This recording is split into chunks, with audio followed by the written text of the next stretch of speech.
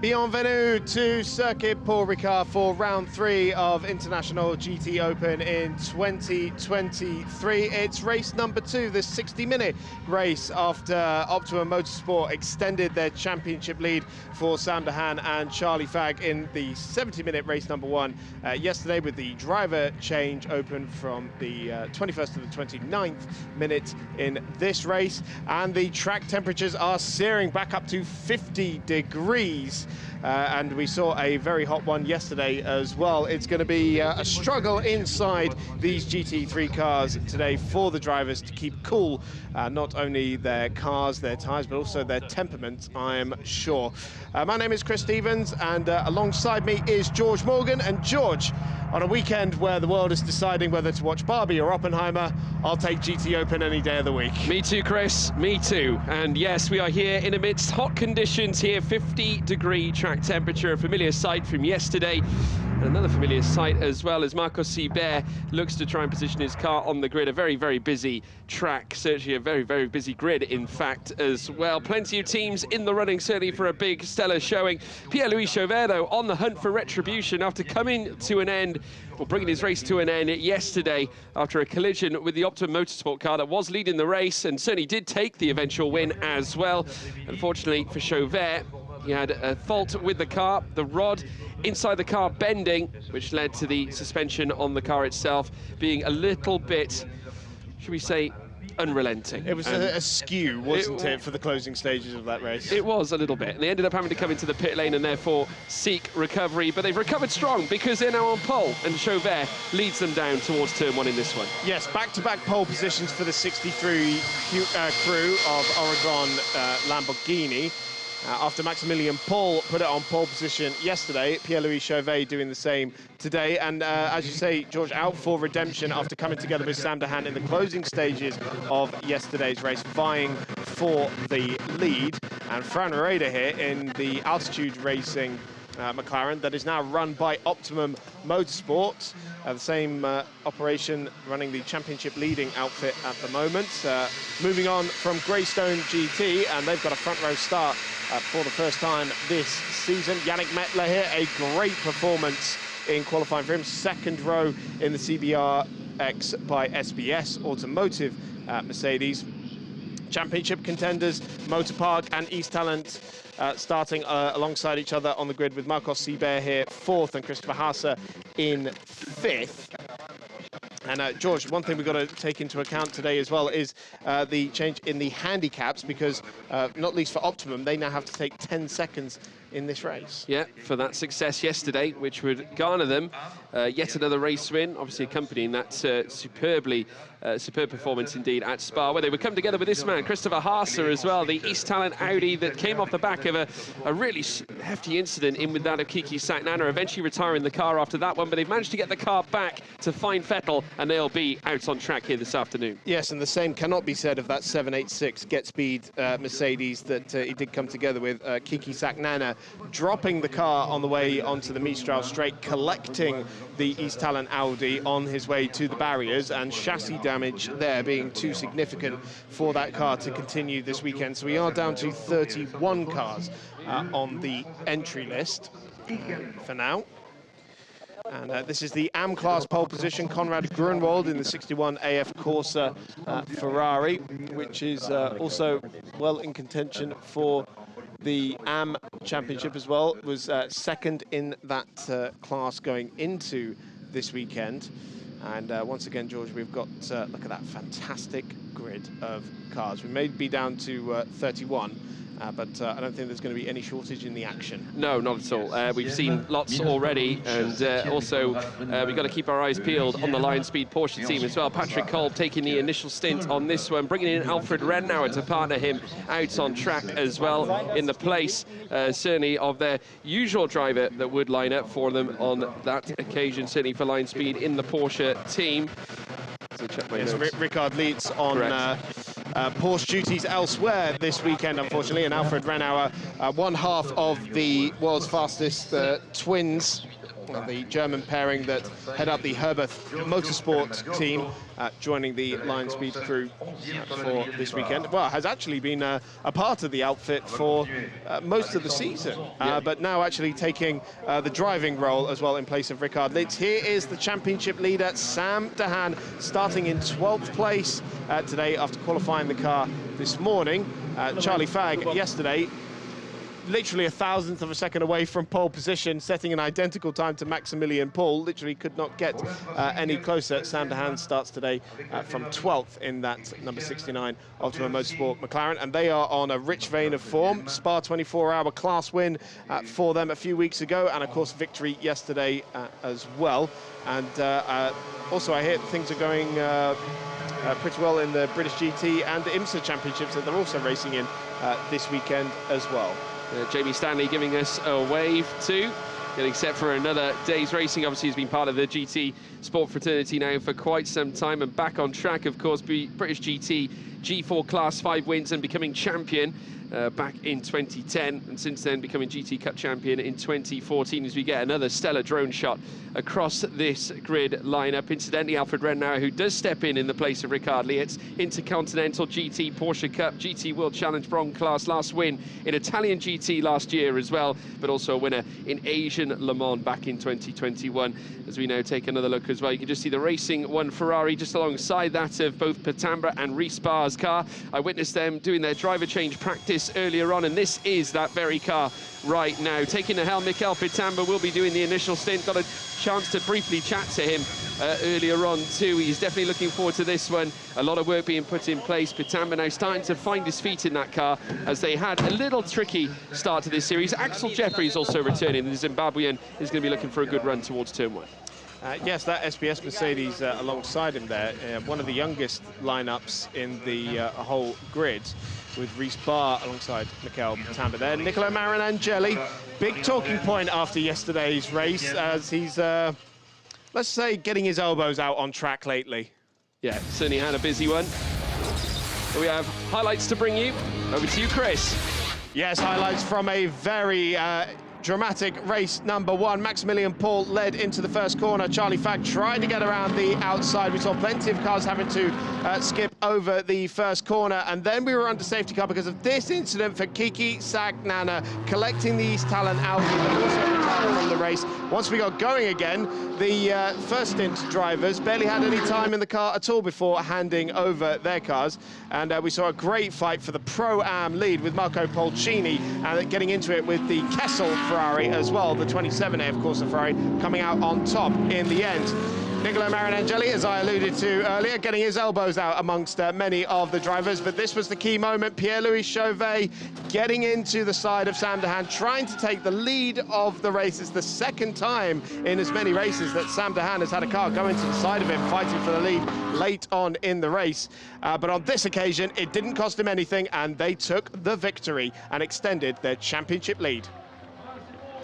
Team Motorpark also on the podium as well. This is what it's done to the championship standings. Sam de Haan and Charlie Fagg still lead, but by 6 points to Diego Mancheca and Marcos Seibert. Christopher Haase and Simon Ricard starting to slip back a little in the title standings, having had a second consecutive DNF in race one yesterday, but Haase starting 5th today.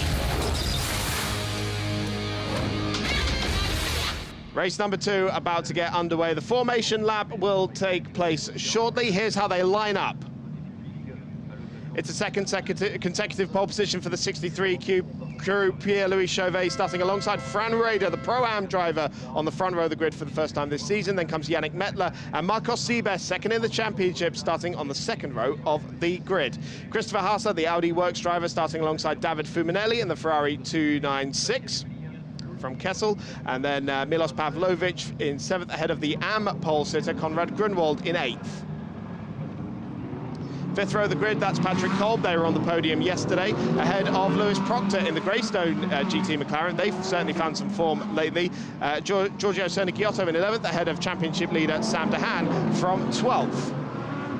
13th went to Christian Kozanowski in the Olymp Ferrari, then Jamie Stanley in another of the AF Corsa Ferraris. Mikhail Pitamba lines up 15th ahead of Axel Jeffries in another of the Ferrari 296s, that one from Racing 1. Niccolo Marinangeli 17th today ahead of Axel Blom. That car made the barriers in qualifying yesterday, going strong from 18th today. Pietro Parolini in 19th in the sister Oregon Lamborghini, then Timo Rumpf-Kyle starting 20th for the Team Motorpark. Marco Polcini, winners in Pro-Am yesterday, starts 21st today ahead of Marcin Jedlinski in the Olymp Audi. Nicolo Rossi in 23rd ahead of Giuseppe Cipriani, Am Championship leader going into this weekend. He starts 24th ahead of Frank Desito, who's a wildcard entry for this weekend, and Ernst Kirkmeyer in 26th. Jakob Schell and Gino Forgione in 27th and 28th respectively in a pair of Ferrari 488s. Murat Sharodaroglu starts 29th ahead of the new Pro-Am Get-Speed Mercedes. And Jahid Faisal Karim lines up on the back of the grid, 31st in the Street Art Aston Martin. George, what are we expecting from this one? Well, it's going to be helter-skelter down towards turn one. I wouldn't expect anything too dissimilar from yesterday, maybe a few more measured manoeuvres. Oh, dearie me. Now, that is the 88 Gino Forgione car, of course, partnered up with Andrea Montemini, and that car is stagnant on the outset of the pit lane, so it hasn't even got itself underway with the rest of the cars. Now, does this mean an early retirement? Hopefully not. Hopefully they can get it back underway, but nevertheless, a disadvantage as they will not take part in this formation lap, at least for now. Well, does this also mean we'll have a delayed start unless they can get that car pushed back into pit lane and out of harm's way? We could well have another formation lap as that car is in a slightly precarious place on the outside of the braking zone of the first corner. And so then there were 30 in this race. 60 minutes of racing to come as the drivers weaving their way across the track on board with the Ferrari there coming up the Mistral. What can you see, George? I'm afraid the driver's out of the car, a slam on the roof, and he's taking his gloves off, Chris. This is the end of their weekend. Gino Forgione out of the car and visibly frustrated as far as I can see out of the commentary box window. Yes, we're seeing those pictures now, him slamming the roof. Unfortunately, the car hasn't moved from its position, so I do wonder, keep an eye on the timing screen, extra formation lap, so we will not get underway. They need to push that car into a safer position. So we'll do another tour of this 5.8 kilometre Paul Ricard circuit before we get underway. Yeah, we certainly will do. Leading them around, Pierre-Louis Chauvet, he'll have to do the exact same lap of honour yet again, only this time it'll be at the start of a race this time around as we get a view from the representatives from SBS Performance Automotive. They, of course, have got Yannick Mettler in this fight on the second row of this formation. He's alongside Marcos Sibert, who is going to be utterly relentless at the start of this one. I saw him earlier on. He was very jovial in the paddock, walking alongside his teammate Diego Menchaca, coming off the back of Hungaroring, where, of course, they had that spin, and coming off the back also of a P2 performance in their previous race, which certainly for them was a result they probably didn't expect, given the fact that Chauvet had that instant and did look like he was online for the race win. They'll have a chance now at coming back into this and perhaps challenging that of the front order, because they tend to do better in terms of race pace. Yes, there's a real mix, isn't there, between the qualifying pace. I'm told I should expect the McLaren of Fran Reda to slip back, because the McLaren, in terms of its one lap pace, can be very, very impressive, but maybe lacks a little in the longer distance compared to maybe, say, the Lamborghini or the Mercedes. But the mid-engine cars seem to be running very well this weekend. The Audis, the Lamborghinis and the Ferraris as well. And Lamborghini certainly showing that with 2 pole positions this weekend, and what would have been probably a win yesterday as well. As the Oregon crew watch on. And I'm sure this is just extending that nervous period before the start of a race, George. Yeah, the trepidatiousness starts to fit in. Obviously, Maximilian Paul has been here before, and he's going to take the latter stint this time around. Obviously, the last time he took the latter stint was when he went on to win the race at Hungaroring, so if you're hoping to pull off the exact same feat yet again, albeit, though, it's going to be tough to get the car all the way from the front at the start right to the finish, and obviously you've got to factor in the driver change period as well, and anything can happen at that point. Fran Rueda has obviously got to get off the line quickly, needs a big start. Yannick Mettler, a trusty pair of hands behind the wheel, expect him to be quick from the get-go. Marcos Sibert as well. Christopher Haase now in that return Audi. They've come here looking for something, and off the back of a disappointing run yesterday after the incident, they'll be looking back to try and nestle themselves higher up the order. We've got confirmation we're starting this lap, Chris. I suppose what's working in their favour of the 63 Oregon team is they don't have a handicap in this race, whereas Marcos Sibert, which is second of the pro runners and fourth overall, will have to take 10 seconds. Christopher Haase and Simon Ricard will be handicap free as well in fifth place overall. So assuming they make their way through on the Pro-Am runners, which you would expect for the pro cars, then we could see a real shake-up, and this could well be the weekend for Oregon once again. Could well do, and they'll certainly treasure it if they can harness it. It could have been their day yesterday. Unfortunately, it went wrong, but they know what to do now. And Chauvert, instead of taking that latter stint, he will take the initial stint with Fran Rueda alongside him. Row 2x2, Noah Zark heading through the latter sector here in Paul Ricard. Yannick Mettler on the inside line, outside line there as well for Marcos Sibert, with Haase and Fuminelli in behind, Pavlovic in behind him with Conrad Gruwald. Chauvert is going to take around the final sector here now, and with Fran Rueda locked alongside, surely there's going to be a relentless charge down towards turn one as soon as they put the power down here in race 2 at Paul Ricard. Yep, cars lined up then. We are in the 2x2 formation. Safety car peels into the pit lane. And we're about to get underway for race number 2 in round 4 of the International GTOpen in 2023. Back-to-back pole positions for the 63 Oregon crew. Pierre-Louis Chauvet couldn't transform that into victory yesterday. What will he do from pole position today as they head out of Virage du Port now and onto the pit straight, looking towards the lights now before we get underway for this race number 2, and the lights are out now, and Christopher Haase immediately jinking out from behind Yannick Mettler's Mercedes right up on the inside. Fran Rueda looks to have got the jump though. Is he a car length ahead by the time they get into the braking zone? The Lamborghini gets back up the inside, and Pierre-Louis Chauvet hangs on to the lead. One of the cars going straight on at turn 1, and the Olymp Audi seeming to take to the escape road as well as Haase gets round the outside of the Motor Park car into third place, and now having a look at Fran Rueda as well for second place. Plenty of jostling for position. One of the AF Corsa Ferraris having to take to the escape road at the second chicane as well, and Haase trying to get round the outside of the McLaren into turn 5. That was for second place. Did he make his way through? No, he did not. He's still behind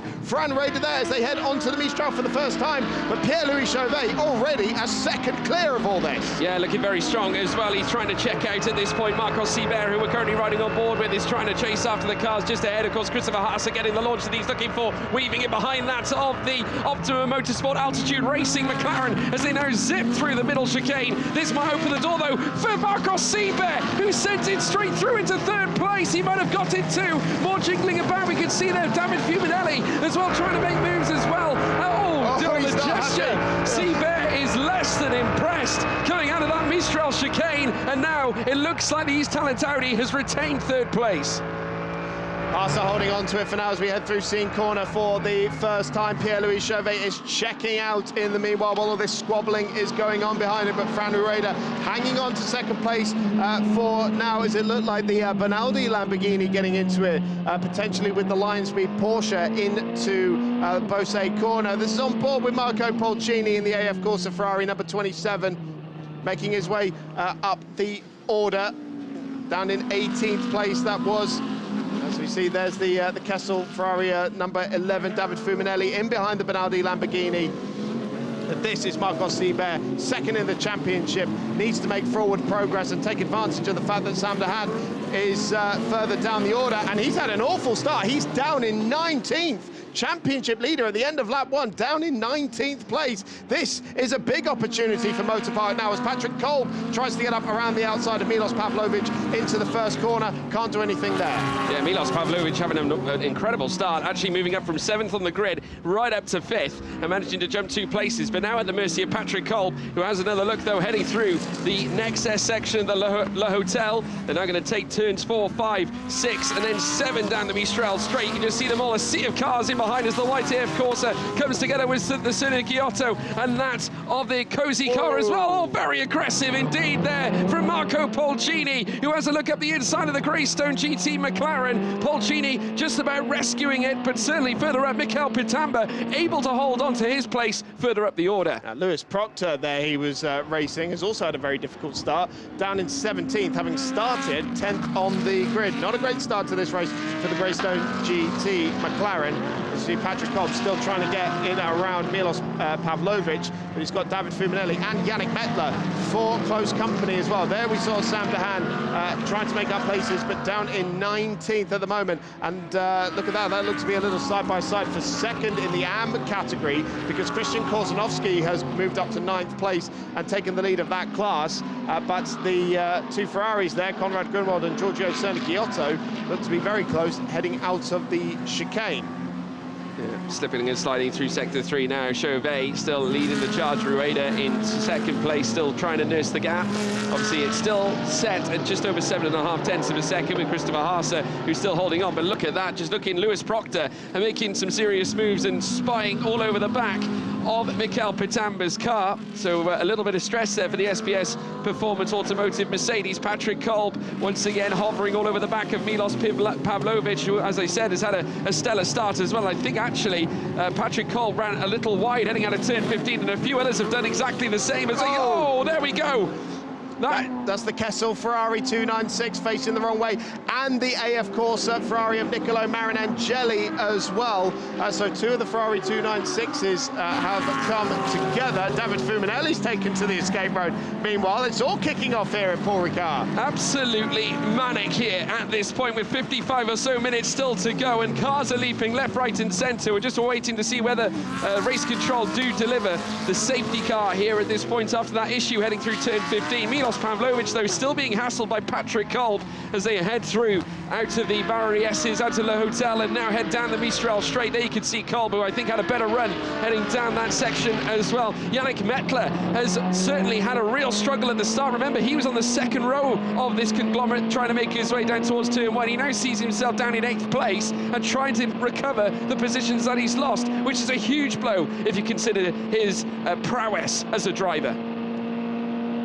On board again with Marco Polcini. He's got Mikel Pitamba for close company. Lewis Proctor just up ahead of that Mercedes as well. So the Pro car in a Pro-Am sandwich there in 15th, 16th and 17th. And look at this, Fran Rueda not letting Pierre-Louis Chauvet out of his sight. Gap has come down. It's about 8 tenths of a second. And last time round, Fran Rueda was some half a second faster than Pierre-Louis Chauvet in the lead of the race. But for Fran Rueda, he knows that he's not really in the fight with the pro cars. He's got his own battle in the Pro-Am class to deal with. Yeah, absolutely right indeed. Class battles across the grid. Korsanovski now at the head of the AM table, ahead of that of Conrad Grunwald, who did lead at the very start. Remember, he was the AM pole sitter. We classify it as that now. Korsanovski now 9th place overall, first in AM. Look at this, there are 2 AM Ferraris, Conrad Grunwald and Giorgio Serna-Giotto, still going hammer and tongs into the final corner there. We've got the top 3 in AM, Linus Stern in 9th through to 11th, separated by about a second, actually. So the AM fight absolutely brilliant, and we've got the Marcin Jedlinski. Yeah, speaking of the Pro-Am fights, that's Marcin Jedlinski in the Olymp Audi that's gone round at turn 15, but green flags waving once again. Yeah, Marcin Jedlinski getting it wrong, heading through turn 15. Unfortunately, he'll be subbing in for Carol Bash with the driver change window unfurls in just over 17 minutes time. As now we see the cars once again, this time an AF Corsa going deep into that chicane now, and an outside chance here this time for Sam de Haan to try and gain back a place that he perhaps would have lost. We've also got Pietro Pirolini as well in behind those two as they make their way through the first sector. They're in behind as well. You've got the combination of Axel Blom and Steve Jans that are trying to make their way through. Benaldi motorsport car as well, belonging to that Milos Pavlovic, fighting back against Patrick Kolb as he continues to persist on the back of the Lamborghini. Coming out now the chicane on the Mistral straight, might choose to open something up heading down towards turn 10. Needs to try and get into the slipstream though, as they make their way into that specific sector. David Fuminelli as well, watching this all unfold. Into turn 10 they go. Milos Pavlovic still saying no, defending relentlessly, but brilliantly here in the 52 minutes to go, shall I say. Top four breaking away a little bit. They're 3.1 seconds clear of this battle for 5th place, which is being led by Milos Pavlovic at the moment, the sole Benaldi representative this weekend, with the 32 combination of Martin Kodrick and Sandra Muir not here, unfortunately, this weekend. But this top four making a break for it in the meanwhile, and the lead gap remaining quite static. Pierre-Louis Chauvet returned the serve of Fran Rueda on the previous lap. Let's see what it is when they get across the line this time, as Patrick Kolb still looking for a way through and going wide again on the exit of the final corner there, and can't find a way through on Pavlovic. Look at Yannick Mettler here. Yeah, right in the slipstream of the Kessel Ferrari of David Fuminelli going into the first corner. Fuminelli defends the line into the first corner. Runs a little wide though and has to skip over the chicane. That was a tactic he used an awful lot this time last year as well, and I don't think he made too many friends doing that. No, Fuminelli now under a little bit of pressure because Mettler, he's unrelenting and obviously very skilled in behind the wheel, certainly of this Mercedes AMG GT3, and certainly representing the partnership of himself as well as that of Dexter Muller in the Pro-Am category. Here we have a replay of the start. Chris, do you want to take us through it? Oh, so there was some jostling right in the middle of the pack. Some people seem to go a little bit early. Looked like Perolini having to take avoiding action. We got 5 wide at one point, heading into the first corner. And you see they just fan out immediately because I think some cars made the jump maybe a tad too early. Fran Rueda certainly seemed to get the jump on Pierre-Louis Chauvet in the initial getaway, but Chauvet jammed it back up the inside and retook the lead, and Christopher Haase going right around the outside. It was the Motorpark, the AM Motorpark Mercedes that went completely straight on at the first corner, and here we're going to see it on board with Marcos Seibert. I think he might have even tapped the back of the Altitude McLaren. There we're going to see an Audi pop up on the left-hand side here as well. And I wonder if he was on the radio there complaining about track limits potentially. And this was a few laps ago we saw as well. This was how Seibert got past Haase, but Haase retook the Mercedes a little bit later on. So yeah, he was trying to make the move on the McLaren, and Seibert took full opportunity on that. Went right over the curb. So that's why he was making the gesture, because Haase's probably kept the position by going off the track, but I think they were both off the track actually. And there's those spins for the two Ferrari 296s, and so it was the 38 into the side of Perolini, and Marin Angeli had his own incident, so it was 2 separate incidents happening there. And that's the Olymp Audi that we saw spinning as well. Cars having to take avoiding action to get round that 777 car.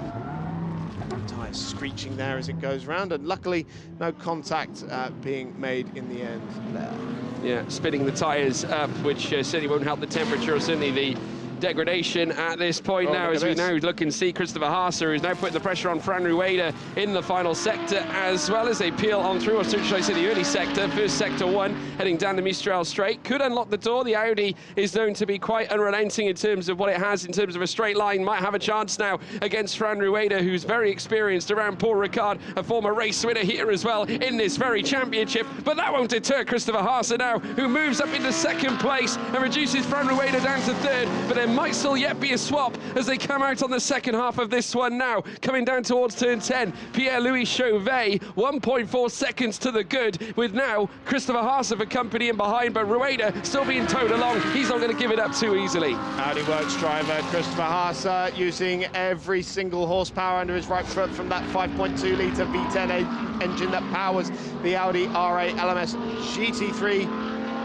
And and up into second place now. Pierre-Louis Chauvet picking a good opportunity to put the hammer down and try and extend the gap. He's now 1.7 seconds clear of Haase in second place. And the Lamborghini running very well in the middle sector, particularly with its good top speed.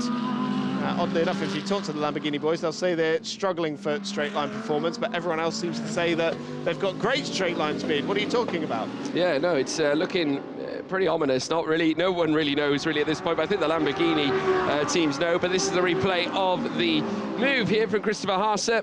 Very well and nicely poised and placed, and managing to certainly get past out of Fran Rueda, who is no He's certainly no slouch when it comes to working in behind the wheel of a McLaren. Once again showing his promise after a stellar qualifying session, and now down to third place. And Marcos Seibert is going to look to try and gain on that front three. Of course, currently just under 7.5 tenths of a second in behind that of Fran Rueda. There is a gap now, though, in between that of Patrick Kolb and Marcos Seibert, 5.3 seconds, so vastly advanced. Milos Pavlovic as well on the back of this one too, 8.5 tenths of a second in behind, but his pressure is coming from David Fuminelli himself, who's got Yannick Mettler with him too.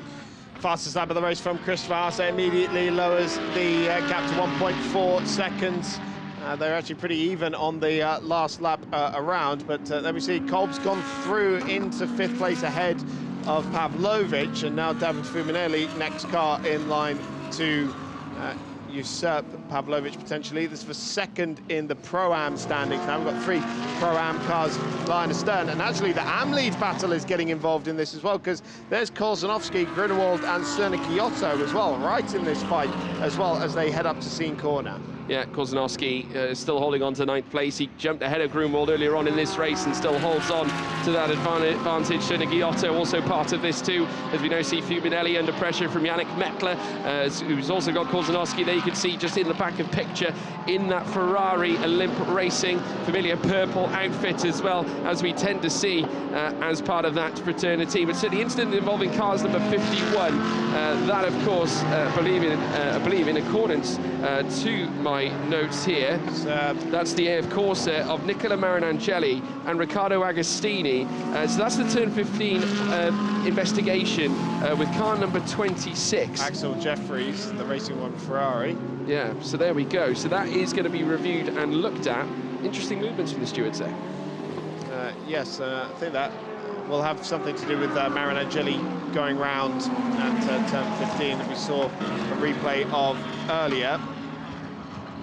Now the fastest lap of the race set by Christopher Haase here, as Christian Kozanowski has to go defensive into the first corner against Konrad Grunewald. This is for the AM class lead, 9th place overall.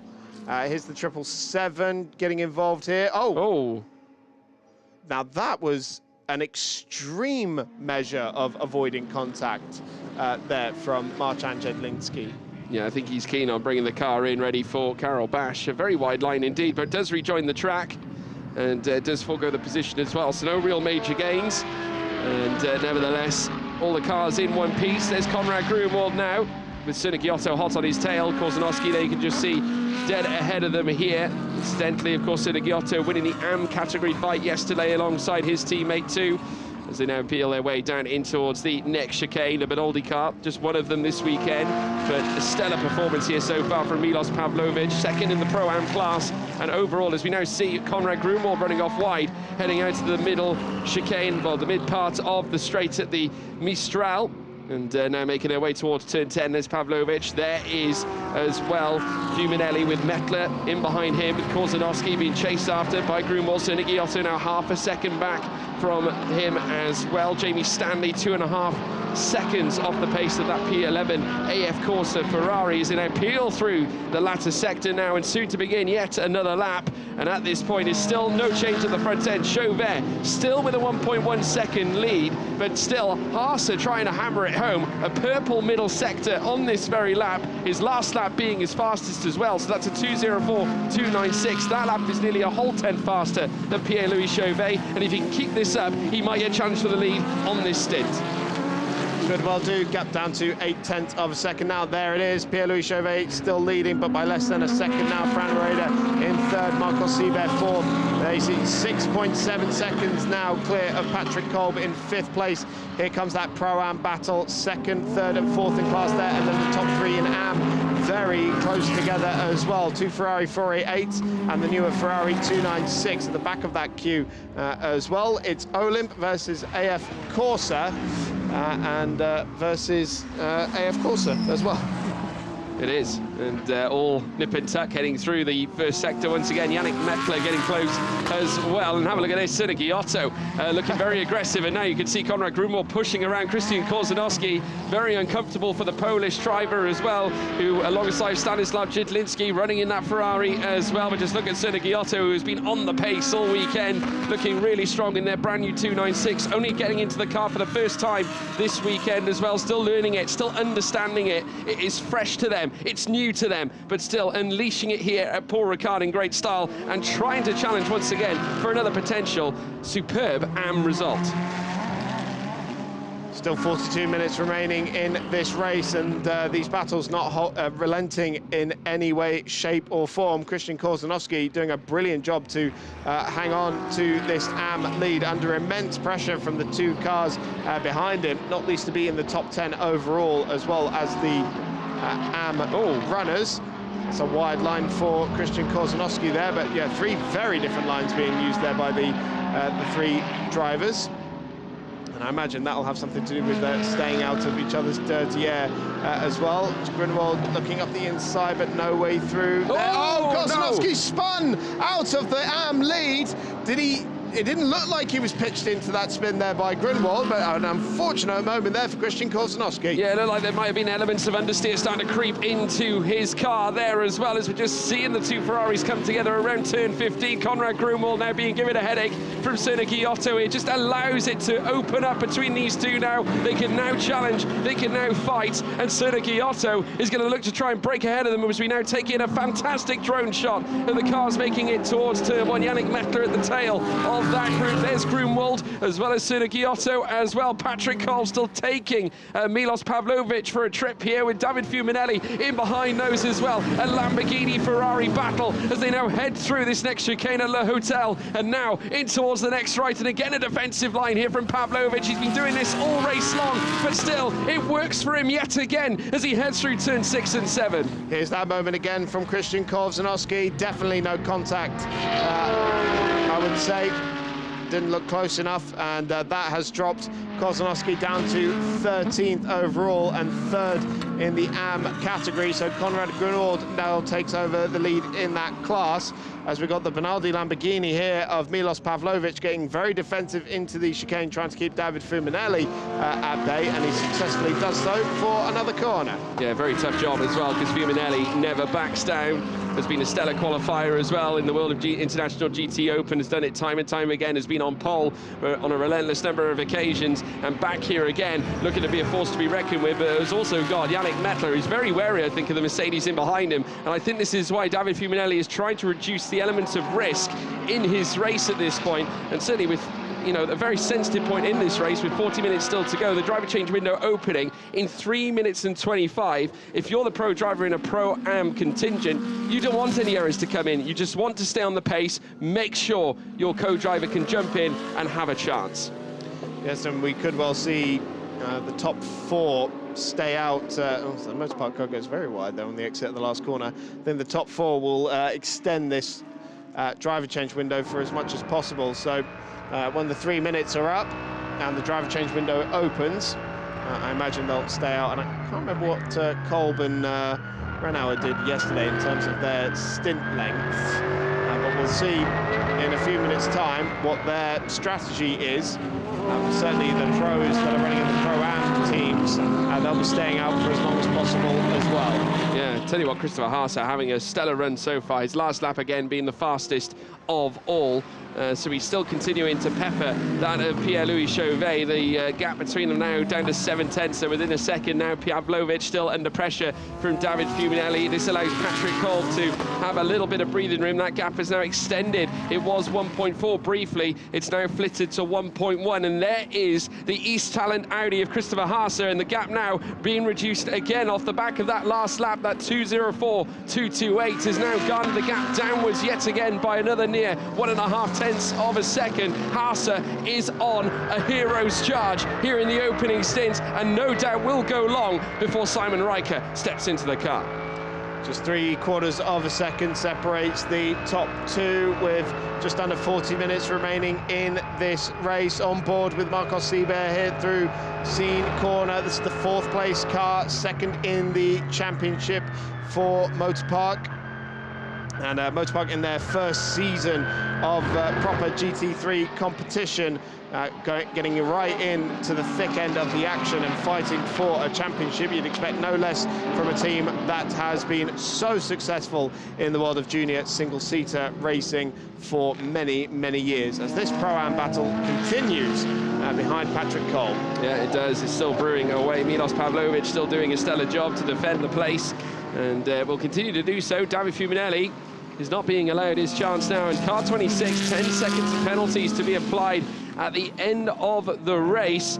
And Jeffries, that is, yeah, Axel Jeffries, and of course his teammates as well at the Racing One team. So Jeffries being penalised after causing a collision around turn 15.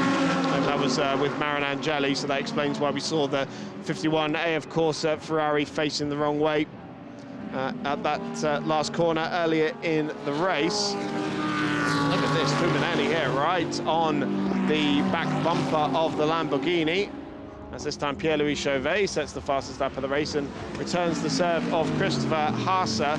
Gap still around 3/4 of a second, as Pavlovic here still keeping David Fuminelli at bay in that Kessel Racing Ferrari, the 296 that they've had since last time out in Budapest. Started off the season with a 488. He will hand over the car to Frederic Jousset in the second half of this race. And coming down the Mistral once again, this battle for second in the Pro-Am class and 6th place overall, continuing on as the driver change window is now open. So we'll start to see some pit stops happening. It's about to get very busy in the pit lane.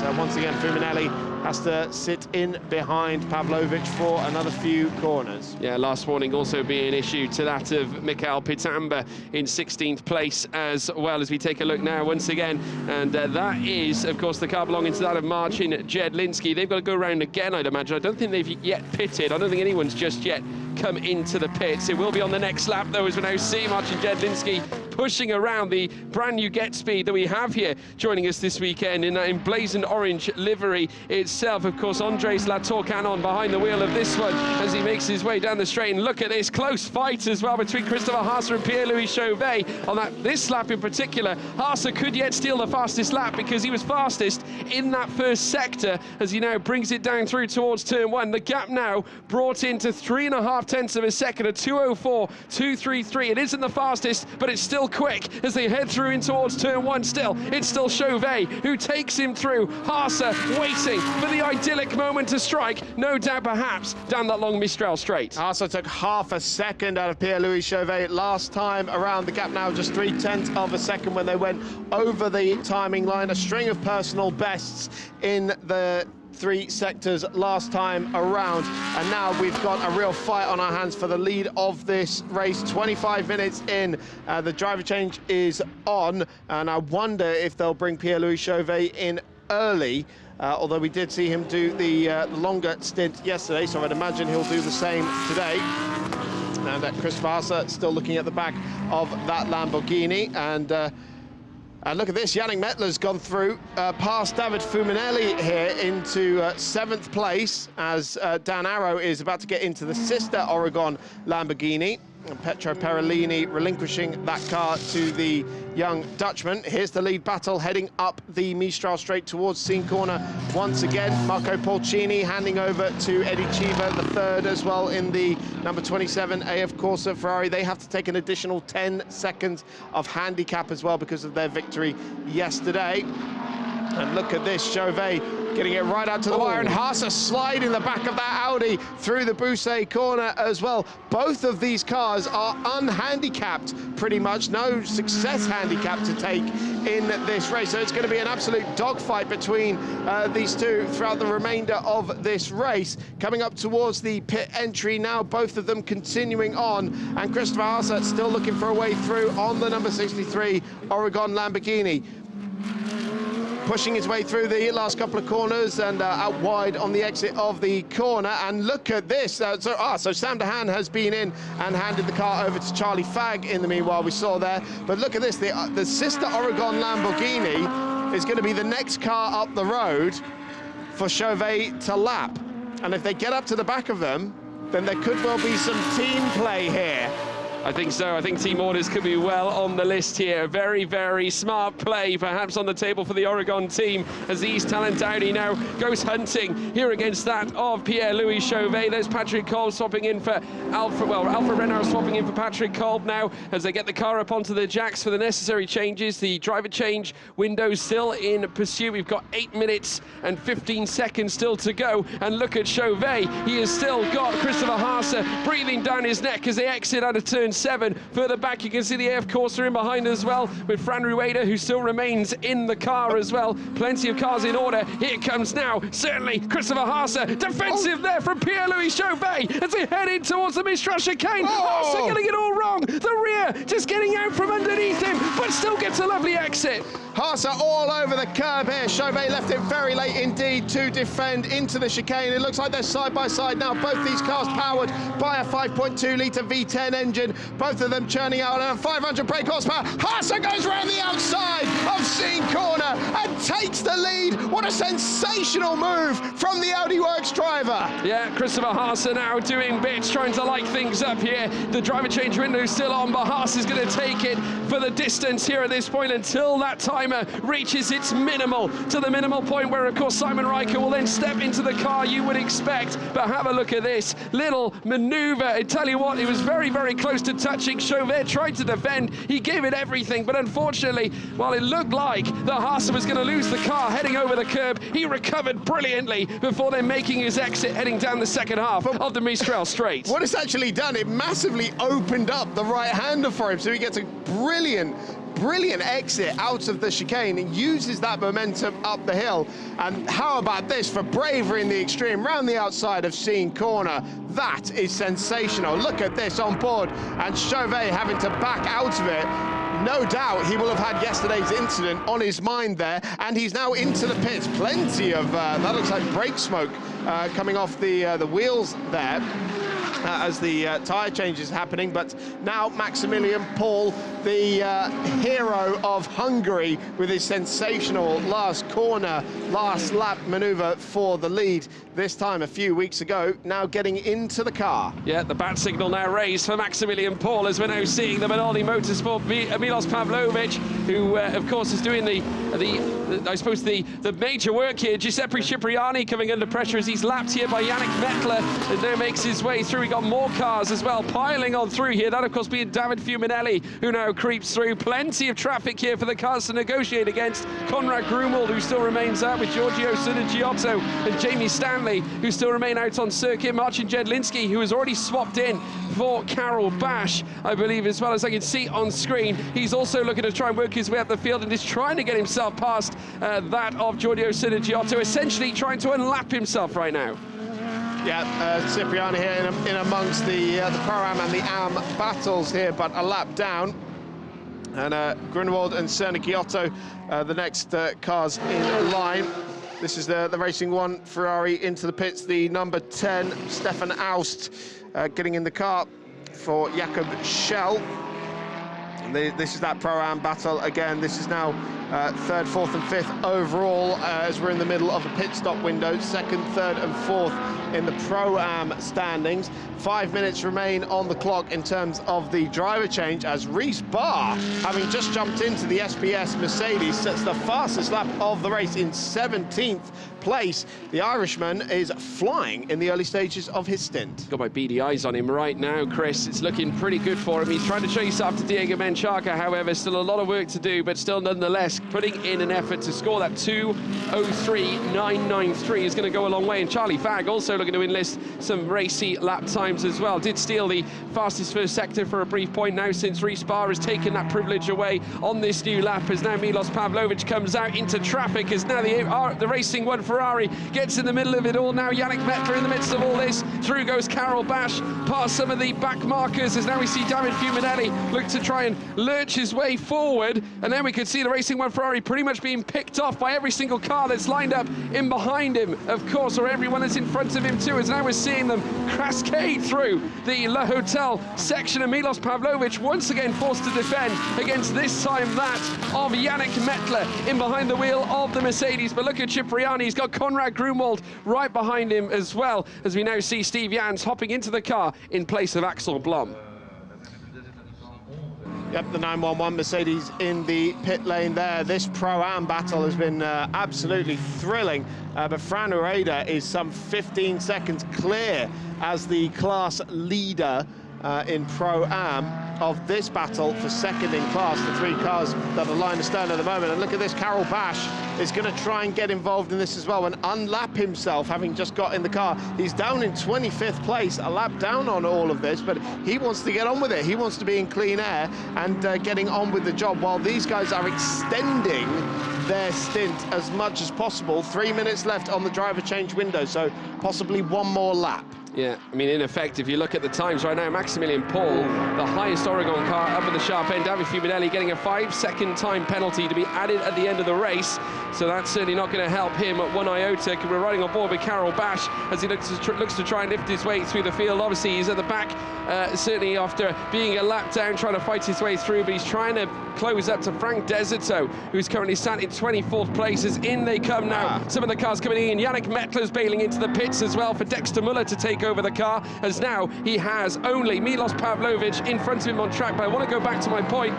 Maximilian Paul, 13th place, currently in the lead, essentially. If we factor in the driver change window, we'll have to wait and see as to what kind of laps he can marshal in when the full driver changes happen in the top echelons of this classification, because everyone from Thibaut Rumpf-Kyle up to that of Christopher Haase still haven't pitted yet. Yep, so Haase hanging on to the race lead, still haven't taken it away from Chauvet just before he came into the pits.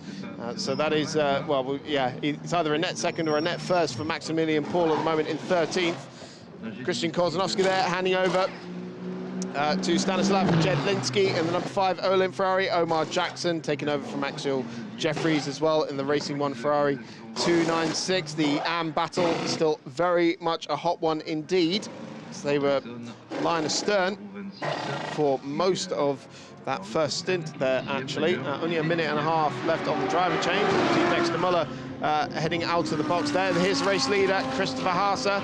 Eddie Cheever now doing the fastest lap of the race in 21st place. But Haase here looking to just keep punching in the lap times here before he hands over to Simon Riker. Still absolutely dancing with the rear of that Audi through the Bousset. And we've got 1 minute left on the clock, so he'll have to come in this lap.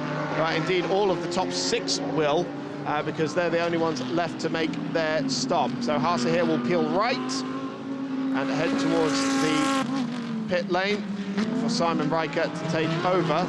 And this is a team that is still hunting for its first race win in the International GT Open. They've had plenty of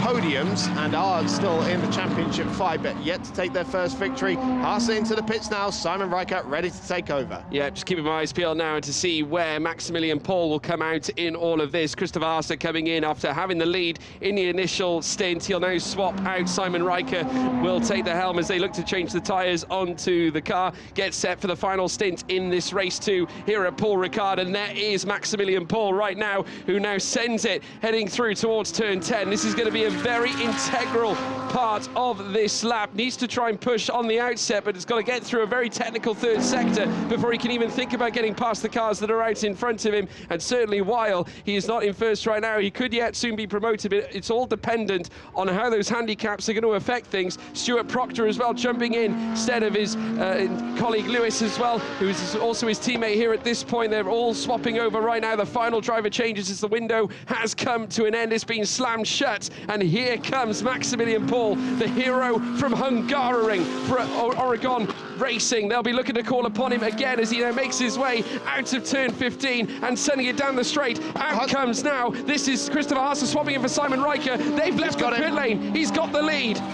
Christopher Haase emerges in the lead of the race ahead of Maximilian Paul. And so Simon Riker now in that East Talent Audi. There is Andrew Gilbert in the altitude racing by Optimum McLaren, having taken over from Fran Rueda, and he holds third overall for now and still in the Pro-Am lead as well, crucially. So Fran Rueda doing a fantastic job there to build up a nice, big, healthy advantage for Andrew Gilbert to get back into. But crucially, George, Riker is ahead of Maximilian Paul. Yeah, the big question is, will he hold on to it? This is going to be a very intense battle now. Andrew Gilbert's in third place, yet to obviously show what he can do this weekend, should we say, up in the sharp end, but now with a chance with the Pro-Am lead, and at the same time as well, third overall. It's going to be a huge test for him. He's got Alfred Rennauer breathing down his neck too, but a massive 10.9 seconds to find from that fourth spot. Dexter Muller as well up in the sharp end. Reece Barr has been making overtake after overtake, jabbing his way through the field. He's just got past Jared Javanil for that seventh spot. And there's Maximilian Paul now chasing after our current leader Simon Riker, who has just swapped in the stead of Christopher Haase. The gap now at near 2 seconds as they now peel through turn 10. He's already taken 4/10 out of him on this lap. Maximilian Paul is on a charge here. His first time racing this weekend at the circuit. Paul Ricard making his pole position yesterday all the more impressive as well. And once again, Maximilian Paul finds himself in a hunt for the race lead in the second race of the weekend, like he did at the Hungaroring. A little bit more opportunistic, but this time it's a straight dogfight. 2 seconds separates Simon Riker, the race leader, from Maximilian Paul in second place. It's going to be between these two for the win. Yeah, Maximilian Paul now making his way through turn 15, needs to unlock absolutely everything in order to try and close the gap on Simon Riker for that lead. Now we'll soon see what the differences are as they cross the line to begin yet another lap before hurtling down through towards turn 1 at 2:21.567. The handicap coming into foray there as well, with Maximilian Paul at 2:04.775. The gap though decreasing down to 1.6 seconds as now Maximilian Paul starts chipping away like a boxer, trying to knock some sense into that delta time, try and bring himself closer in. He's going to be like a lasso on the back of that Audi as he looks to try and clamber all over the back of him as we look to now bring the climax down in 20 minutes or so time. Coming towards the closing stage of this race, Gilbert still holding on to third. The gap between Gilbert and Paul, 9.2, 8.7 as Rennauer gets closer. He's really chipped away at that delta. Remember, that was beyond 10 seconds. It's now come down by 1.3. Just give an update on Diego Menchaca as well in the motor park car. There he is. He's in 5th place. Second in the championship, of course. The East Talent Audi that leads third in the championship. And our championship leader, Charlie Fagg, just hopped up into 11th place there. He's going to be on an absolute mission in the final 20 minutes of this race to try and make up as many positions as possible after a very difficult opening lap for Sam Dahan. Put him down towards the rear end of the top 20, and they've been on the recovery ever since. But if things stayed as they are, there would be a change in the championship lead, and it would go to Motor Park. Yeah, Motor Park now currently sat 5th place now overall. Still chasing after Alfred Rennauer, 2.8 seconds now to find, 6.6 between Rennauer and Gilbert. And further back, obviously, we've got plenty more battles happening further down. Heiko Neumann as well, also moving down to 18th as Steve Jans moves up to 17th in the Pro-Am category. Eddie Cheever also making places as we ride on board here with the Oregon car that's currently sat in 2nd place, that being Maximilian Paul, who's trying to find everything now and is only a mere second in behind that of Simon Riker's East Talent Audi, as once again we see certainly what will be a gigantic battle in the pro fight here at Paul Ricard heading down now to the straight. Now the gap is brought to within a second. It's 7.5 tenths, ladies and gentlemen. We're in for a scrap. It's Simon Ricard and Maximilian Paul. They're going to fight it out for the win in this race. Brilliant on board here with Maximilian Paul and the Oregon Lamborghini. Took 9/10 of a second out of our race leader last time around. The gap now 3/4 of a second. And Maximilian Paul here will surely be in a position to strike on the East Talent Audi within a few laps, you'd have thought, because that Audi is getting bigger and bigger in the windshield of the German. Yeah, it certainly is. They round now the next right-hander before then stretching through towards turn 7, again hurtling down this long straight where the Lamborghini can utilise some of that straight line speed prowess that it has. The Audi, though, will be unrelenting still as they now make their way down through towards the middle chicane. You can just see them there just dodging out of that dirty air, trying to avoid it, at the same time perhaps trying to cool the car down. Obviously very, very hot this weekend in Le Castellet. The track temperatures we alluded to prior to the start, 50 degrees, as they now venture out now of the middle chicane, hurtling over the curves. Still Ricard prosaically in front, but the gap now again coming down into the 7/10 of a second mark. It's just in the 6/10 of a second, and still coming down as we report as well that Darren Fuminelli and Frederick Yusei, team managers for their car, have to report to race control immediately. So Kessel Racing have been called up to the office. Now, David Fuminelli's already given that car a 5-second time penalty for track limits as well. And where's Yusei coming out in all of that? It's 4th in Pro-Am at the moment, and 10th overall as well. So that car has slipped back a little bit. Oh, another one as well, 9/11 and 38 to report to race control immediately as well. So yeah, even more Steve Jans and also Nicolo Schiro, team managers for both those cars as well, being called to task here at Paul Ricard. Interesting. Giuseppe Cipriani here and Frank Desito coming to blows here into the first corner. Desito, a wildcard entry for this weekend. And making contact there with the pre-event AM class leader, Giuseppe Cipriani. But this is back with the lead battle. Still 7/10 of a second. So Maximilian Paul didn't actually make too many inroads on that last lap. Was only like 0.02 of a second quicker than Simon Ricard. So he's caught up to the back of him. Now he's actually got to try and pass him. Easier said than done. Yeah, but still getting closer and closer. Also getting closer and closer is Alfred Rannauer on the back of Andrew Gilbert. That gap now only a mere 1.7. Remember, that was double digits earlier on. Don't get yourself confused, folks. He has managed to close the gap. 1.7 seconds now separating the pair as we now look and see a battle. This, of course, being an AF Corsa Ferrari. Down the inside there, the Kessel as well, as they now peel on through. Yes, well, there we have it. Bit of a collision. Yeah, look at this. The leader's now getting balked up in the traffic here. So they're past Jedlinski in the Olymp Ferrari. They've got the Street Art Aston Martin to round up as well. Simon Ricard still leads coming out of the chicane. Oh, look at this, assist Oregon Lamborghini getting around the outside of Riccardo Agostini here. Goes off the track in trying to get that car stopped. Agostini going to try and get back past. Oh, a spin there. Is that the 27? No, it's the 55A, of course. Ferrari, that's Laurent de Meus. More cars going off there, in fact. Absolute carnage down at turn 5 at the moment. And look at this, this is Patrick Kolb and Alfred Rennauer's Porsche 911 going through into 3rd place ahead of Andrew Gilbert there. And Diego Menchaca coming through into 4th place as well. So Andrew Gilbert, the bronze-rated driver, currently in the Pro-Am lead, yielding to the Pro cars there, but still holding on to the class lead. Yeah, certainly are. Andrew Gilbert knows that he's not in this fight, doesn't want to concern himself with this. He's got the Pro-Am lead. That's what's important. Frederick Yusei now ahead of Jean-Claude Sada, as we now see now Diego Menchaca all over the back of Alfred Rennauer as they now make their way in towards the next left. You can just see that Menchaca's car as they now have a look down the outside now of turn 15. A little lock up there as well for the car in front. We saw a little bit of smoke come off the rear tyres off the back of Alfred Rennauer's car as they head down the straight now. Diego Menchaca will try and remain in the slipstream, but certainly the Porsche prevailing here down this long straight. This is for the last spot on the podium. Alfred Rennauer now 3rd place, all 19 seconds behind the race lead battle. in the meanwhile.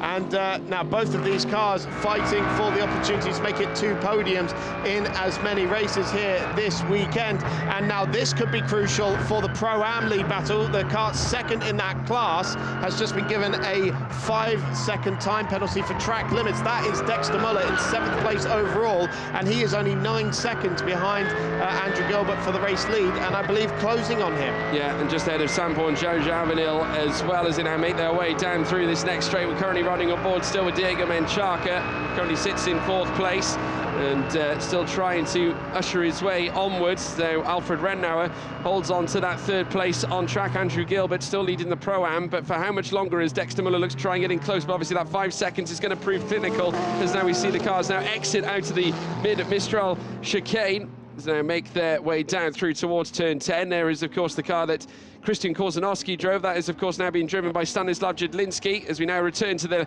lead fight between Simon Riker and Maximilian Paul. And just look at the gap.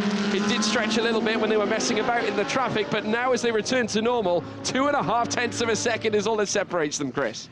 Yep, it is as close as it has been all race long for the lead between these 2 cars. Christopher Haase took the lead away from Pierre-Louis Chauvet towards the end of the opening stint, and now Maximilian Paul is doing his best to retake that lead for the Oregon team from Simon Riker, heading towards the straight now. And coming up towards the first corner, Simon Riker there almost looked like he was going defensive into the first corner, but still absolutely nothing separating these 2 cars. Less than 13 minutes left on the clock. It's been a brilliant fight between these 2 cars all race long, with Haase bringing the East Talent Audi into contention in the first stint, having started from 5th on the grid. The 63 Lamborghini being the one that started on pole position for the 2nd race in a row. Maximilian Paul here could well be in with a chance of retaking the lead. Took another half a second out of Riker there, but as they head onto the Mistral, both of these cars powered by the same basic unit of a 5.2 litre V10, so the straight line performance you'd imagine would be pretty similar, and the Lamborghini not sucking in that slipstream like you would expect him to be. So potentially, and this will come as no shock when we tell you there are track temperatures of 50 degrees right now today, could there be some overheating issues on that Lamborghini that need to be resolved? Well, we have seen him drop himself outside of the dirty air on a few occasions. That could be an effort to try and cool the temperatures down ever so slightly, but obviously making his way down the second half of the Mistral straight. Again, you can see the gap grown ever so slightly, 0.6 tenths of a second now between Maximilian Paul and Simon Riker. We saw Jerry Cannaviccio as well in the car garage, just watching on patiently indeed, as we can now see the timer ticking down. 11 minutes and 20 still to go, and Simon Riker looking to bring glory to East Talent Racing. They've gone close on so many occasions to a race win, even at Spa when they were denied by Optimum Motorsport on that occasion. They went so close, nip and tuck to the line on that occasion too, as we see yet another fight for the down. That, of course, being Frederick Yusei, who's come a cropper with the 911. That's Steve Jans there in the Mercedes, the Get Speed Mercedes, as we see Dan Arrow go ahead. This was the instant we saw earlier that took the Greystone GT McLaren as well. Yeah, really unfortunate to clip that car there, and now this is the 51A, of course, of Ferrari. No, it isn't. It's the white one. That's the Conrad Grunwald swapped out one. He's actually dropped in. I believe Jean-Claude Sada, I think, is in control of that car, the 61 car that now currently sits in 15th place. As we now rejoin the lead fight, still the East Talent team on top with Riker, but for how much longer can they hold on? Because certainly Maximilian Paul knows exactly how to manage these situations. We all remember Hungary. We all know how bewildering it certainly was, but it looks like that Maximilian Paul could be on the precipice of more heroics here for the Oregon team. The Pirate flag is out. Oregon are on the hunt for their 2nd win this season. Well, the Pirate team was rather walking the plank yesterday when Chauvet got into the side of Dehaene, and look at this, change for 3rd place. So Diego Menchaca's got through past Alfred Rennauer there and into 3rd place for Team Motor Park, and just furthering the cause for their championship charge as well. Their nearest rival the 69 Ultimate Motorsport McLaren, now up in 8th place. But I think this would still be enough to give Motorpark the lead in the championship if things were to end as they are now. But this is the International GT Open, George. Of course it won't. Yeah, and certainly Marco Seibert, Diego Menchaca have been arguably one of the most consistent teams, certainly this season. Results have been absolutely tenacious. 10 points gained in race 1 at Portimao, 15 following that up with a stellar race win at that Portimao circuit, 20 points at Spa-Francorchamps to say the least, and then following it up with a successful trip to Hungaroring, taking 6 points in race 1, 12 points in race 2. They'll consider this fight as well certainly a tenacious one, and certainly benefiting off the back of, should we say, the current situation that Optimum Motorsport find themselves in. Maximilian Paul, though, looking to try and dance here with that East Talentari as they head through the final sector. This is now as close as it has been for the lead of the race. Maximilian Paul looking every which way for a way past Simon Ricard. Is he going to dive here into the final corner? Yes, he is. And Maximilian Paul retakes the lead of the race for Oregon Lamborghini. But Simon Ricard is coming back at the Lamborghini. He'll have the inside line for the first corner as well. Absolutely level here down the pit straight towards the first corner we go. Simon Ricard on the inside, Maximilian Paul on the outside, and Maximilian Paul is hanging on by the skin of his teeth here, and he has now, I think, consolidated the lead. Prosaic Paul here at this point. Simon Ricard far from done. He knows he can't let him go. Swaps to the outside as they head through towards the Hotel Chicane, and now the Audi. It's all down to him. He needs to try and gain something down this Mistral straight. Can't afford to let Paul go because he'll be very hard to shake. As now you can see them make their way through this latter sector now. Sector 2 starts here. Paul commences it in the lead of this race. 8 minutes and counting still to go, and already trying to draw out as they exit turn 7 and hurtle down towards the mid-chicane. They were separated by a single thousandth of a second as they went over the timing line. Absolutely tremendous stuff, and once again, close racing here in the GT Open and late drama as well, but Simon Ricard unable to get a challenge in here on Maximilian Paul and try and reclaim the lead. Yeah, but he's going to wait patiently. He certainly has time. I mean, there's 7 minutes and 30, but that'll be a handful of laps at this point now as they now hurtle through towards turn 10. Maximilian Paul will not want to squander this.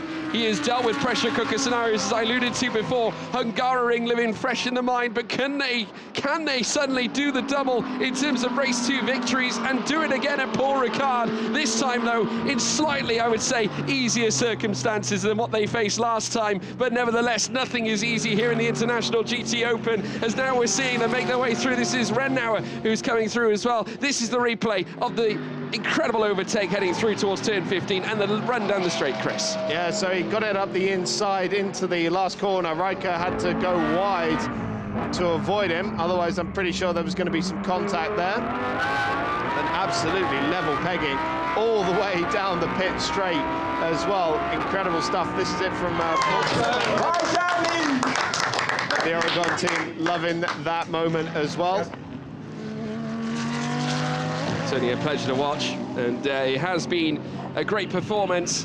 It could have been a double win this weekend as well. Obviously, Pierre-Louis Chauvet would have wanted to capture that for himself as well, but he can, I'm sure, be pleased with his performance in qualifying that, of course, teed up that initial stint where he would take the car all the way to then hand it over to Maximilian Paul, where they would once again pull together a stellar display.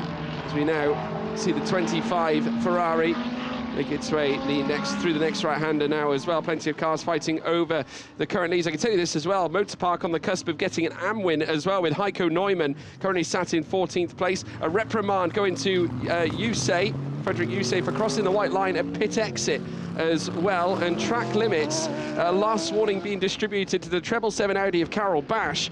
So already Neo Santa Maria very, very busy in race control. The stewards working actively here this weekend at Paul Ricard, because track limits tends to be a prevalent issue.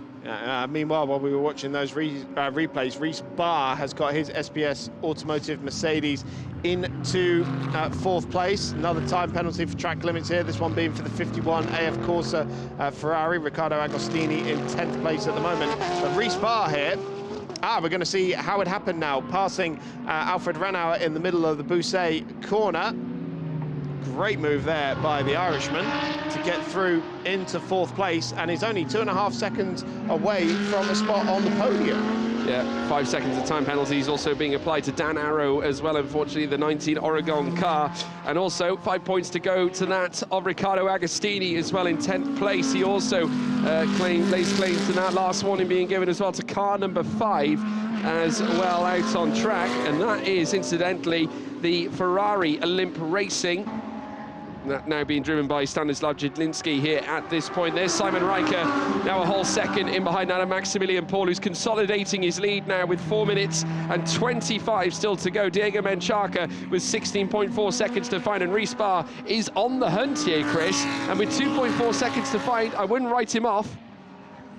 Yeah, just waiting to see if when they get over the timing line, what the times are like. Oh, he was quicker last time around. They've just gone over the line, and he was 0.2 quicker, Ricard, than the Mercedes ahead of him. Just looking at the timing screen as well, we've got penalty for car number 6 as well, which is the new Get Speed entry, but that's down in 20th place at the moment. So it looks like that's not going to be enough to close down that 2.3 second gap in the remaining 4 minutes of this race. But certainly a very impressive performance from that SBS team.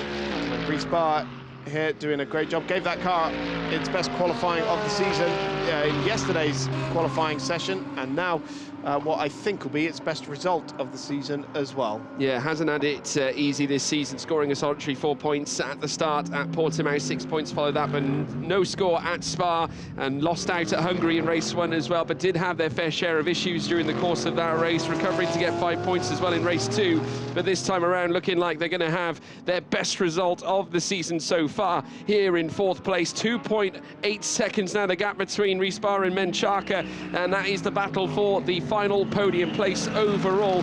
Maximilian Paul, though, advancing his advantage out by another 1/10 of a second. It's now 1.1. Andrew Gilbert 3/10 away from Charlie Fagg as Fagg looks to move his way up the field. Dexter Muller 3.1 in behind, but don't forget he's got a 5-second time penalty to be added to his time at the end of the race, which of course will enter Sampon Jean-Janvidil to potentially take the P2 in the Pro-Am class. Yeah, gap is currently 8.8 seconds, so he needs to get within those 5 seconds in order to take advantage of that. Still Andrew Gilbert and the Altitude Racing team leading the Pro-Am contingent in 7th place overall, and championship leader Charlie Fagg up to 6th place now. An incredible stint by him, but I think we may well see the end of his charge now, because it's 12 seconds up to Alfred Renauer in 5th place. And if I were to do a little bit of quick mental arithmetic, I think we could well see a new championship leader going into the next round. Yeah, could well do, sitting at this point now with the 1 minute and 50 now ticking away. Maximilian Paul heading down the next straight, still Simon Riker trying to get himself back into the hunt now. He has brought that 10th back in, and is now trying to get back into the same second. It's not over till it's over, folks, and Riker still working away to try and get himself near the front. If my math is correct, Optimum would hang on to it by 1 point ahead of the Motor Park team. Get 5 points for 6th place and 10 for 3rd. So if things remain as they are, then Optimum will hang on to it by just 1 point. Maximilian Paul here on his way to a 2nd victory of the season after the stellar last corner move for the lead last time out in Budapest. Not quite as dramatic this one, but no less impressive as well. He leads Simon Riker by 1 second with less than a minute on the clock now. Yeah, absolutely right indeed, and once again getting those vibes from Hungaroring once again as he flicks the tail out on the Oregon Lamborghini. Here we ride on board now Eddie Cheever, who had a stellar race yesterday. He has got the car being driven this time by that, of course, Pietro Pirolini stepping out of the car after his initial stint on this occasion. Dan Arrow stepping in as well. They've already been reprimanded with a time penalty, and now insult to injury will ensue here. Marco Polcini trying his best to garner, or should I say Eddie Cheever looking to try and garner himself higher up the overall order. Currently sat P4 in the Pro-Am standing here in this race. In behind that is Sampon Javanil, who's in that third spot. Andrew Gilbert still nursing along in the lead, and what a tremendous performance it would be as well for the Optimum team to at least take home a successful Pro-Am visit with that of Andrew Gilbert, and also his teammate Fran Rueda, who will once again continue his wonderful record here. Is now down the inside. Eddie Cheever once again looks, this time on Dan Arrow, who shuts the door immediately in the final sector as they battle now on the final lap, Chris. Yeah, they're about to start that final lap now. Maximilian Paul well on his way now, and this battle for 11th place continues on. Dan Arrow repelling the advances of Eddie Cheever for now. Going down the straight now, the Ferrari right in the slipstream of the Lamborghini, and Eddie Cheever looking towards the inside of the first corner here, and it looks like his that looks like his GPS tracker that has been taped down very securely is flapping away at the top of the car there. Here are the leaders, though, coming into the final sector. Simon Ricard with a bit of a late charge here, taking a few tenths out of Maximilian Paul's lead, maybe just trying to pressure him into some final lap mistake, as the gap is now just 3/4 of a second, but it doesn't look like there's any opportunities left for Simon Riker to try and reclaim the lead. It's been a sterling weekend for Maximilian Paul and Pierre-Louis Chauvet in the Oregon number 63 crew. Pierre-Louis Chauvet was absolutely despondent with himself after throwing away a victory yesterday, making contact with Sam Dehan very late in the race. But absolute redemption today for that team as Chauvet put it on pole and Maximilian Paul took the lead back again from Simon Riker. He exits the final corner now and wins in Paul Ricard, the second victory of the season for the Oregon team. Wonderful performance from Maximilian Paul. He's done it twice now, twice a race winner this season alongside that of his teammate Pierre-Louis Chauvet, who stuck it on pole once again. Twice this car has qualified at the very top. Simon Riker in second, Menchaca in third. Reece Barr comes home overall in fourth.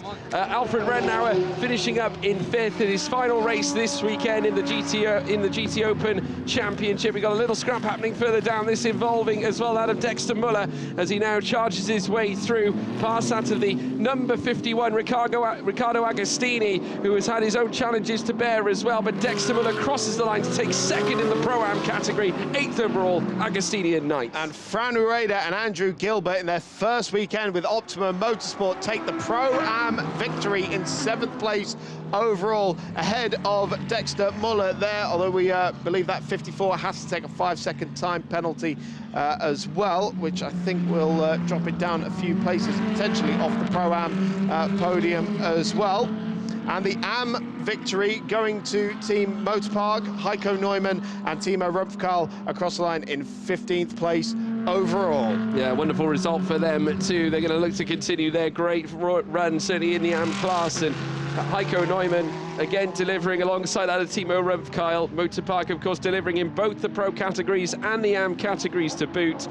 But the day is certainly reserved for that man, Maximilian Paul, your overall race winner in stellar form. Pierre-Louis Chauvet would have enjoyed watching that one as well from the garage.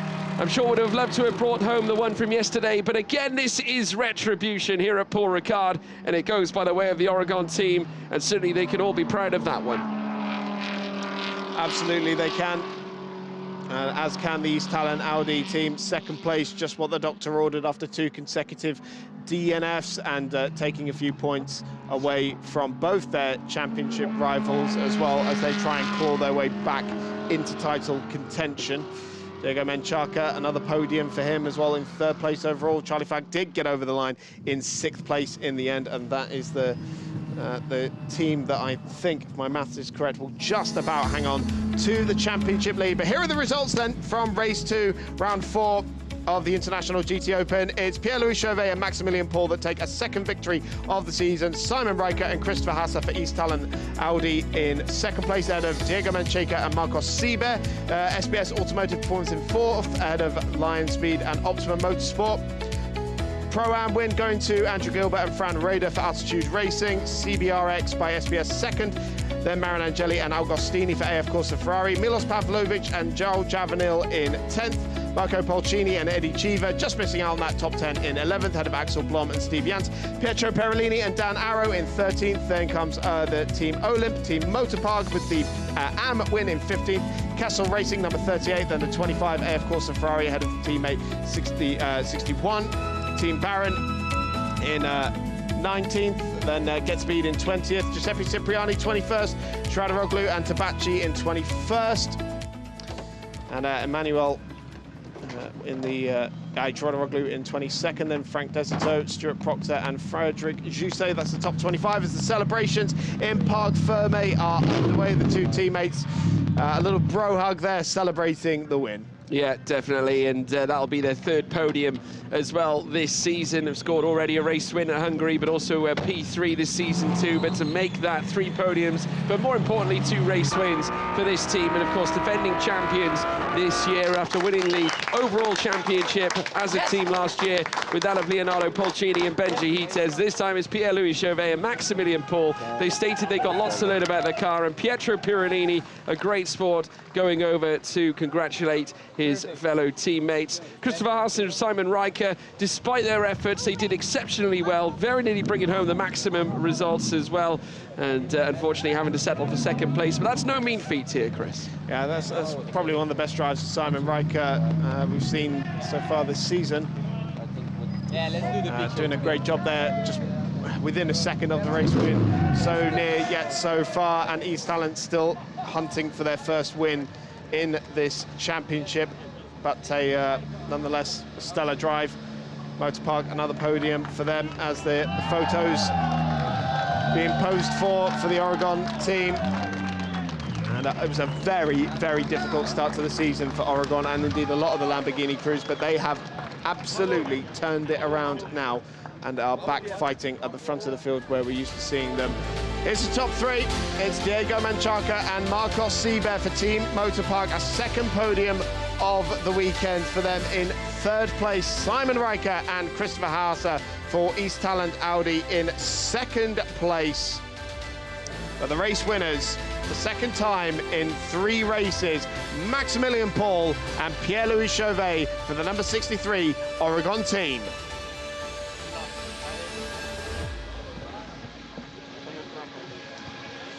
Podium celebrations, I'm sure, will get underway shortly. And hopefully we can hear from our race winners with Alfredo in a few moments' time. In fact, here they are. Pierre-Louis Chauvet, Maximilian Paul, after Hungaroring, here again on P1. Perfect race. Yeah, great race. After the disillusion of yesterday, let's say this morning, we did the perfect lap thanks to Max that put the car, let's say, the right setup in Q1 for me to do a good Q2, and then we both did a solid stint, which ended up in P1. So thank you, man. Thank you.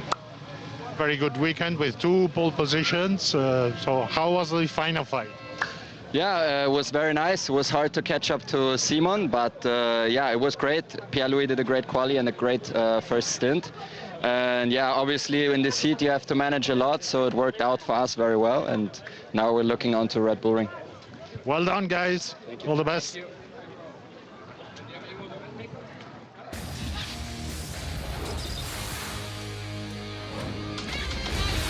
Let's look back at highlights then from race number 2. A very frantic and chaotic start indeed as cars were jostling for position. Fran Herrera was challenging on the outside of the Oregon Lamborghini there, Pierre-Louis Chauvet, but Chauvet jamming it up the inside and holding on to the lead as a few cars had to take to the escape road on the opening lap. Turn 15 seemed to catch out quite a few people. Patrick Kolb and Alfredo Renauer were running wide on a couple of occasions, and then 2 spins in 2 separate incidents at the final corner there. Christopher Haase made his way up the order in the early stages of the race, first passing Fran Rueda, and the AM battle was absolutely fierce as well. Unfortunately, it caught out Christian Korsanowski, who went for a spin on the exit of turn 12. The lead changed hands a couple of times. We had Haase putting the pressure on Chauvet, despite getting it wrong all over the curb there and having to collect the car. But a brilliant run out of the chicane here, and he would put in a monster move as they rose up the hill side by side into Scene Corner. Haase right round the outside of one of the fastest corners we race on in the calendar. Haase would hand over the car to Simon Ricard, and he would come out ahead of Maximilian Paul. Late podium fight as well, as Diego Menchaca and Marcos Seibert made their way up into third place ahead of the Porsche. And the lead battle continued as Maximilian Paul got out the inside at the final corner. Simon Ricard wouldn't take it lying down. They would be side by side around the whole straight, but Maximilian Paul consolidating the lead and taking a second victory in 3 races for the number 63 crew. Where the celebrations would commence, and we're onto the podium now. Diego Menchaca, Marcos Seibert already up there. Not wasting any time at all. They will have treasured that one, and stepping up as well, Christopher Haase, Simon Ricard, second place on the podium. And then your winners, after a stellar showing, taking it right to the end after the heartbreak of yesterday. 2 pole positions as well, Pierre-Louis Chauvet and Maximilian Paul. A great, great success, and of course for the Oregon team. And the pirate flag is out. We love it here at Paul Ricard. Fantastic. And it should be for the Oregon team the Italian national anthem. Now, ladies and gentlemen, the anthem from Italy.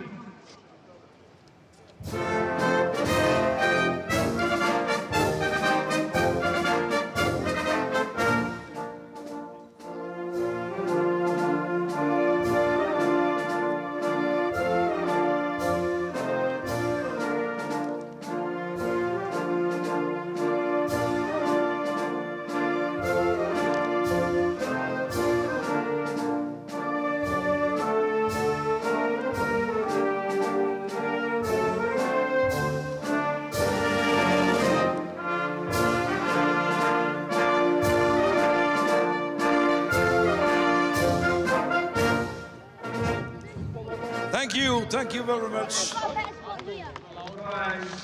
Who doesn't love the Italian national anthem? It's a classic. It runs through, certainly in motorsport. We've heard it time and time again. Trophies are being distributed, first of all, to the Motor Park team.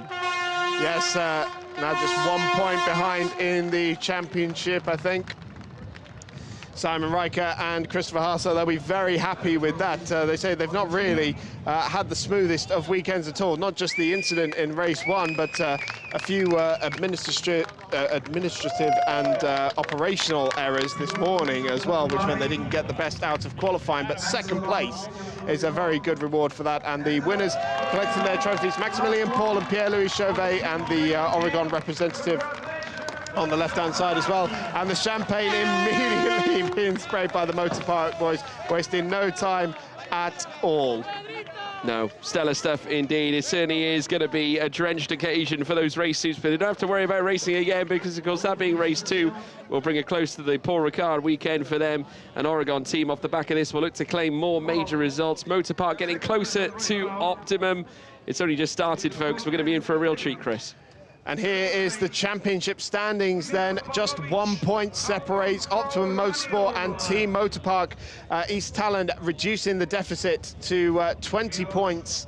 Now they are still very much in this. Anything can happen in the second half of the season, with the championship continuing on the 9th and 10th of September at the Red Bull Ring. We've still got 3 very intense rounds to come, and we've still got 2 podiums to come as well. Fantastic day for Andrew Gilbert and Fran Rueda. Their first weekend with the team being run by Optimum as opposed to Greystone, and they're on the top step of the Pro-Am podium. Dexter Muller and Yannick Mettler on the second step of the podium as well for CBRX by SBS Automotive Performance. And third in class being Samporn Jao Javanil and Milos Pavlovic in the 33 Bernaldi crew. And Milos Pavlovic having a stellar start as well, rising himself from P7 up to P5. and was challenging up at the sharp end, put on a defensive clinic as well, eventually handing the car over to Sampo and Janvanil again to bring home the P3 in the Pro-Am. Also got to give credit to Yannick Mettler for recovering like he did. Dexter Muller bringing the car home, but what a performance from Optimum Motorsport. Of course, newly transferred as well from the Greystone camp, now coming home to roost in Optimum. And Fran Rueda, once again, a success story here at Paul Ricard alongside new boy Andrew Gilbert. Yeah, absolutely great stuff. Still so early in his international racing career as Andrew Gilbert as well, doing a sterling job out there. Had a couple of wildcard appearances towards the end of last season. This is first full season in the international GTOpen. Got his international racing license, what, February of 22, I think it was. So still an awful lot to come. And then we'll have the AM podium as well, which will be Team Motorpark's Heiko Neumann and Timo Rumpf-Kyle, alongside the 25 AF Corsa pairing of Alessandro Cosi and Giorgio Cernigiotto, you see there on the right-hand side. And third in class, another of the AF Corsa Ferraris, that one being Jean-Claude Sada and Konrad Grunwald, third in class. Yeah, Jean-Claude Sada and Konrad Grunwald, many success in the world of GT3 racing, coming off the back of the Golf 12 hours that they went on to win at Yas Marina Circuit. And now coming here this time in the International GTOpen, collecting yet another trophy, this time P3 in the AM category, as they take the steps through the podium to get their presentation as well. Credit to them after that. Alessandro Cosi as well, going second on this occasion, bringing that car home in behind that of Heiko Neumann. And Giorgio Cernigiotto, I think, will be pleased with their movements because, of course, winning yesterday, P2 in their class as well today as well. And with a new car like the 296 that many have said is tricky to drive, even to his own admission, Giorgio Cernigiotto, who's quite a tried and tested GT3 driver, it's quite a statement to make. So these results will mean all the more. Certainly will. And for the AM drivers, the trophies being collected and celebrated there. But that brings an end to the action from Paul Ricard for the International GT Open. The championship continues at the Red Bull Ring on the 9th and 10th of September.